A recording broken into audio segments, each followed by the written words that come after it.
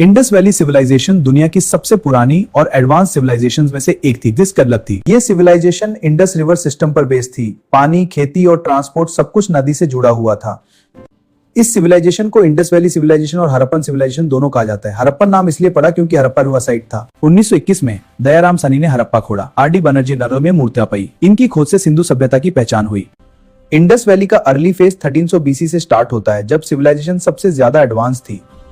Indus valley civilisation का ये area देखो जो इंडिया पाकिस्तान तक फैला हुआ था, और ये अपने टाइम की दुनिया की सबसे बड़ी सिविलाइजेशन। इंडस वैली के कई इंपॉर्टेंट साइट्स थे जो अलग अलग रीजन्स में मिले हैं। Harappa's sophisticated grid path, Lotal's thriving married dockyard, कालीबंगान's tracid married dockyard। Harappan लोग बहुत अच्छे टाउन प्लानर्स थे। उनके शहर प्रॉपर प्लानिंग और ग्रिड पैटर्न पर बेस्ड थे। सड़कें सीधी और वाइड होती थी।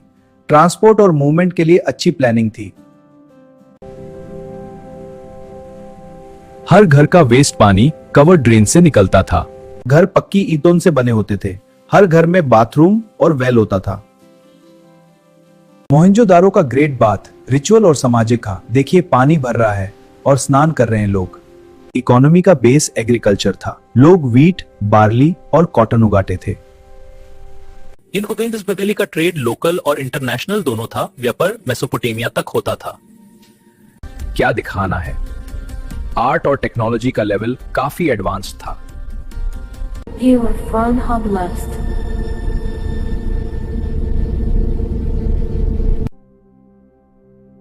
इंडस स्क्रिप्ट अभी तक डिसाइफर नहीं हुई है।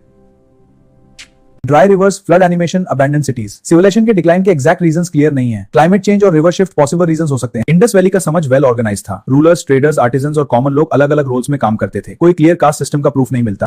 लोग कॉटन के कपड़े पहनते थे। विमेन और मेन दोनों ऑर्नामेंट्स यूज करते थे। बीड्स और ज्वेलरी काफी पॉपुलर थी। लोग व्हीट, बार्ली और फ्रूट्स खाते थे। कोस्टल एरियाज में फिश भी खाया जाता था। खाने के लिए अर्थन पॉट्स का यूज होता था।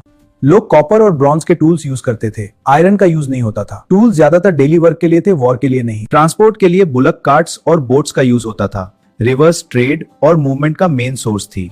इंडस वैली में प्रॉपर मेजरमेंट सिस्टम था। स्टैंडर्ड वेट्स और मेजर्स का यूज होता था। ये एडवांस ट्रेड का साइन है।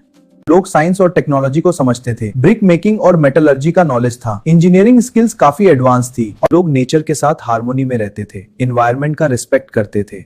नेचर वर्शिप भी इसी का साइन था।